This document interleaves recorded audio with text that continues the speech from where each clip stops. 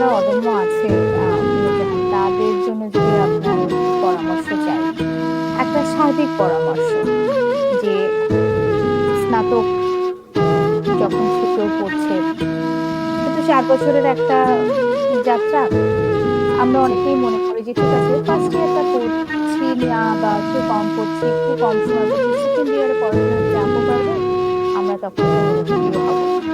কিন্তু সবকিছুর উপরেই তো আমাদের ফলাফল নির্ভর করে। ফলাফলের উপরে সামনের দিনগুলো নির্ভর করে। আবার মন খারাপ হয় এর মধ্যে, সাহস হারিয়ে ফেলি এর মধ্যে। এর মধ্যেই এগিয়ে যেতে হয়। তো সবকিছু মিলে আপনার যারা ছোট অদম্য মেধাবী ছোট ভাই-বোন আছে, পড়াশোনা, মানসিকভাবে শক্ত থাকা, সবকিছু মিলে আপনি কিভাবে পরামর্শ দিতে চান তাদের? আমার যারা ছোট ভাই-বোন আছে অদম্য মেধাবী, তাদের জন্য পরামর্শ থাকবে যে আমরা ১ম থেকেই নিজের সময়টাকে কাজে লাগাবো। যেমন স্পিকিং ইংলিশটা আমাদের জন্য এখনকার চাকরির বাজার কিন্তু অনেক এখন কঠিন হয়ে গেছে। স্পিকিং ইংলিশটা আমাদের জন্য খুবই দরকারি। আর আমাদের ১ম আলো থেকে হচ্ছে আমাদের ইংলিশ স্পিকিং এর হচ্ছে ব্যবস্থা করা হয়েছে। ওটা যেন সবাই ক্যারি করে এটা বলব।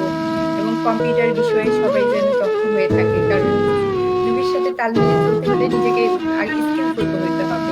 না হলে তো পিছনে পড়ে যাব। তো আমরা যেহেতু অনেক লড়াই সংগ্রাম করে সামনে এসেছি, তো আমি বলব যে সবাই যেন সময়টাকে কাজে লাগায় এবং ডিপার্টমেন্টে পড়াশোনা করে এবং 3rd ইয়ারের শেষ থেকে অন্তত যেন চাকরির পড়াশোনাটা করে। যে চাকরি ক্ষেত্রেও যাতে তারা আগেই থাকতে পারে। মানে যার যেরকম কারো IELTS যদি করার ইচ্ছা থাকে তাহলে আগে থেকেই সেটা করবে।